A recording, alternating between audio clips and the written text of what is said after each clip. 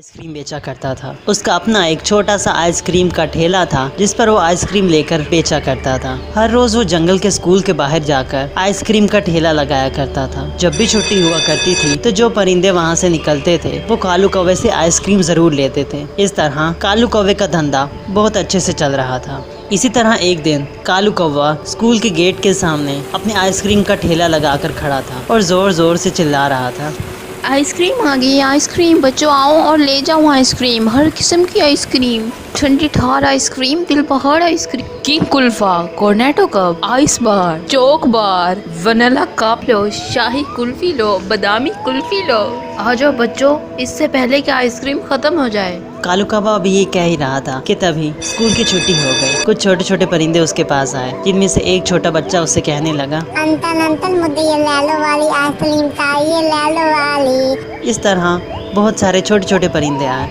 और कालू कौवे ने उन्हें आइसक्रीम उठाकर दे दी। आज कालू कौवे की सारी आइसक्रीम बिक गई थी। कालू कौवा बहुत खुश हुआ और खुद से कहने लगा, अरे वाह, आज तो सारी आइसक्रीम बिक गई, धंधा तो बड़ा अच्छा चल रहा है, बस इसी तरह सारी आइसक्रीम बिकती रहे। इस तरह वो बहुत खुश हो गया। अगले दिन जब कालू कौवा अपने आइसक्रीम का ठेला लेकर स्कूल के सामने आया तो उसने क्या देखा कि उसके आने से पहले ही कोई वहाँ आइसक्रीम का ठेला लगाकर खड़ा था। वो कोई और नहीं बल्कि टुनटुनी चिड़ै थी। ये देखकर कालू कौवे को बहुत गुस्सा आया। कालू कौवा हमेशा अकेले ही वहाँ आइसक्रीम बेचा करता था, लेकिन आज जब उसने किसी और को अपनी जगह पर देखा तो वो बहुत गुस्सा हो गया। टुनटुनी चिड़िया के पास गया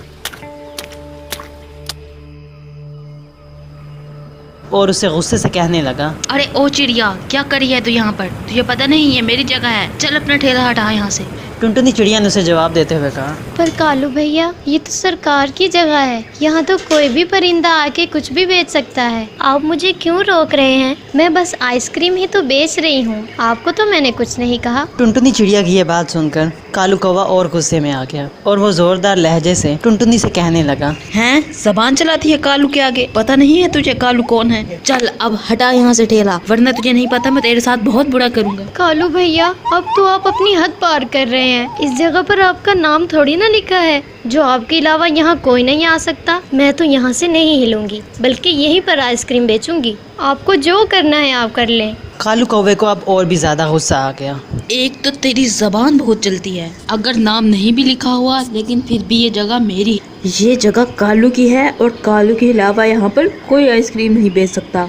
तुझे मैंने पहले भी कहा था कि मेरे साथ बकवास मत कर, अब देख तेरे ठेले का क्या हश्र होता है। उसे इतना गुस्सा आया कि उसने टुनटुनी चिड़िया के आइसक्रीम के ठेले को तोड़ना शुरू कर दिया।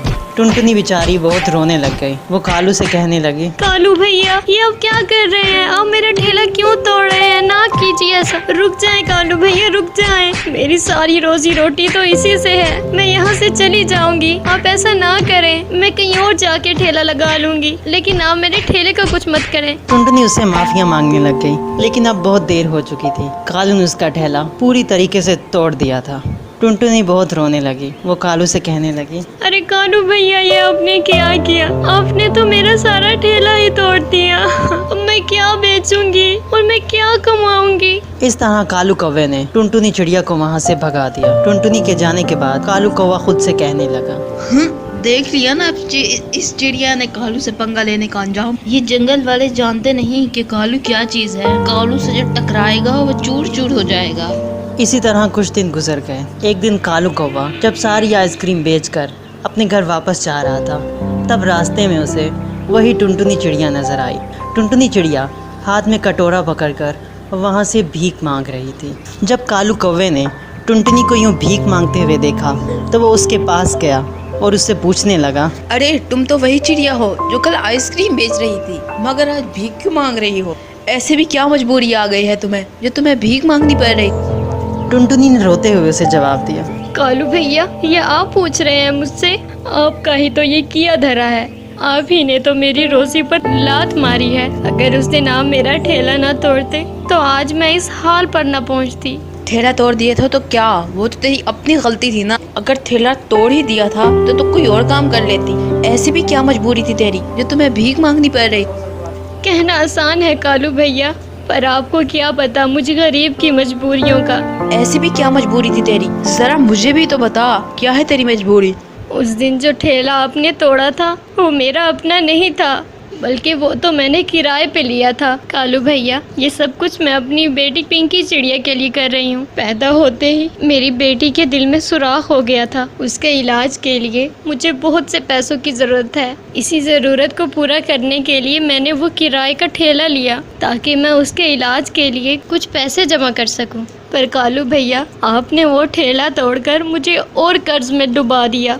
ओह चिड़िया, मुझे बिल्कुल भी नहीं पता था कि ये सब कुछ तुम अपनी बीमार बेटी के लिए कर रही हो। अगर ये सब कुछ तुम मुझे पहले ही बता देती तो मैं तुम्हारा ठेला कभी न तोड़ता। मुझे माफ़ कर दो चिड़िया, मैंने तुम्हारे साथ बहुत बुरा किया है। कालू भैया, मुझे आपसे कोई गिला नहीं, पर अपनी बेटी की बहुत फिक्र है। अगर चंद दिनों में मुझे पैसे ना मिले तो मेरी बेटी मर सकती है। ये सुनकर कालू कौवे को टुनटुनी पर बहुत रहम आ गया। उसे अपने किए पर बहुत पछतावा हुआ। उसने टुनटुनी के साथ जो कुछ गलत किया था वो सब कुछ सही करना चाहता था। इसलिए उसने टुनटुनी चिड़िया से कहा, चिड़िया तुम फिक्र ना करो, मैं कल ही तुम्हें नया ठेला लेके दूंगा और फिर हम मिलके आइसक्रीम बेचेंगे। कालू भैया, आपका बहुत बहुत शुक्रिया। कालू भैया, मैं आपका यह एहसान कभी नहीं भूलूंगी। नहीं चिड़िया बहन, इसमें एहसान की तो कोई बात नहीं, उल्टा मैं तो तुम्हारा गुनाहगार हूँ। मुझे तुम्हारे साथ ऐसा नहीं करना चाहिए था। मैंने तुमसे माफ़ी मांग तो ली है, मगर दिल में अभी भी एक गम सा है कि मैंने एक गरीब चिड़िया के साथ इतना बुरा किया। यकीन मानो चिड़िया, मैं दिल का बुरा नहीं हूँ। हाँ, बस गुस्से का थोड़ा तेज हूँ। असल में मैं कितने सालों से यहाँ अकेला ही आइसक्रीम बेच रहा था और आज जब तुम्हें यहाँ अचानक देखा तो मुझे जलन होने लग गई। मैंने सोचा कि शायद तुम मुझसे ज़्यादा पैसे कमा लो। दरअसल मुझ में लालच आ गया था।